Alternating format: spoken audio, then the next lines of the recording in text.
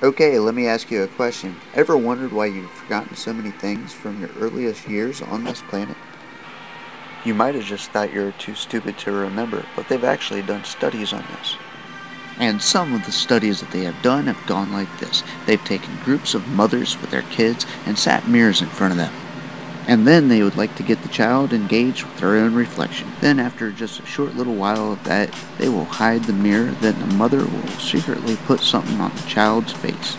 Then they will sit the child back in front of the mirror and watch its reaction. And of course there was different responses from the kids.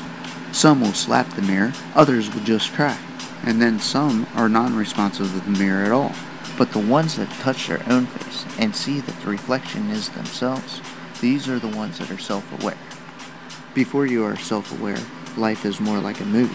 You just sit back and watch and see all these strange events happening with no reason of how or why or what they are.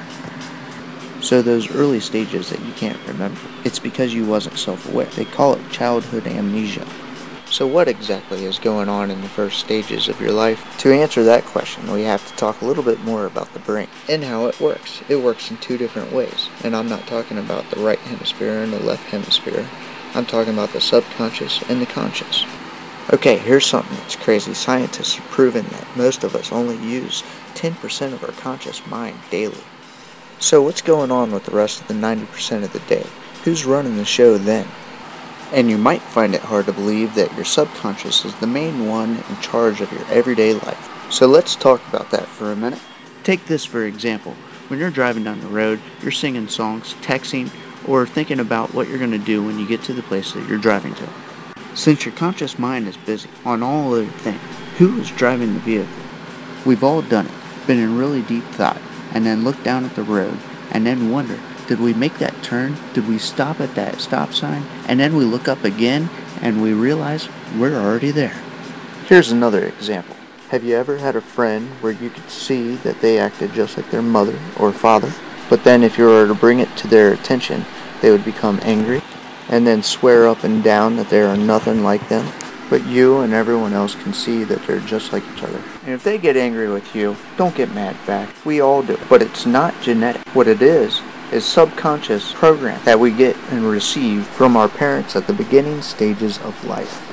Scientists have found that up until you're 5 or 6, that you only use your subconscious mind. And the difference between your conscious mind and your subconscious mind is that your conscious mind is your creative mind, your thinking mind. And on the other hand, your subconscious mind is like a tape recorder. After you learn a song on the guitar, you don't have to remember exactly where your fingers are supposed to go, they just do it. This is a shame, but this is how the world works. We have regrets for yesterday, we fear tomorrow, and we forget about today. So I guess the question is, how do we become more conscious of now? Before your time passes you up and you're too old to do anything about it. My answer is love. Love is the feeling that brings you back down to earth. Just think, how long does it take you to get dressed on a normal day? About 5-10 minutes and you're ready to go?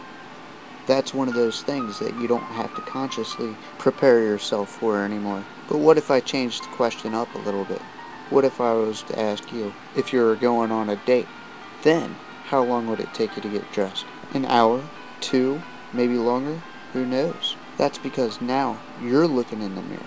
You're becoming self-conscious again. Try to remember back when you were first in love. Were you ever sick? No. Now, do you know why? It's because of the way our mind and body works together.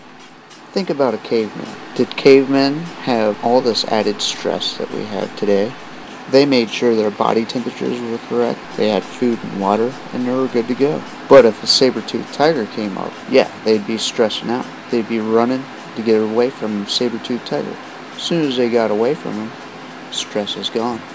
Now when you're relaxed, your brain sends all the blood flow to your vital organs. So if you're stressed out, all the blood flow will go to your limbs and you'll be able to run faster. But if you're stressed out all the time over things that don't even matter, and that blood flow is not going to your vital organs, you should see how easy it is to get sick from stress. You could form ulcers or even cancer. We have 50 trillion cells in our body. These individual cells can live outside of the body. They have their own immune system, digestive system, They have every system that we have. They even have consciousness. When you look at yourself in the mirror, you see a single entity. I don't. I see a community. Love is the same feeling that you need to express to live in harmony with yourself. It is consciousness. How you perceive your life is everything. Your perception. 10 people could go on a journey together and spend day and night together. But if all 10 of them wrote down what they did, they would all have a different story. It is our perception on life that is everything. So be more happy and conscious of now.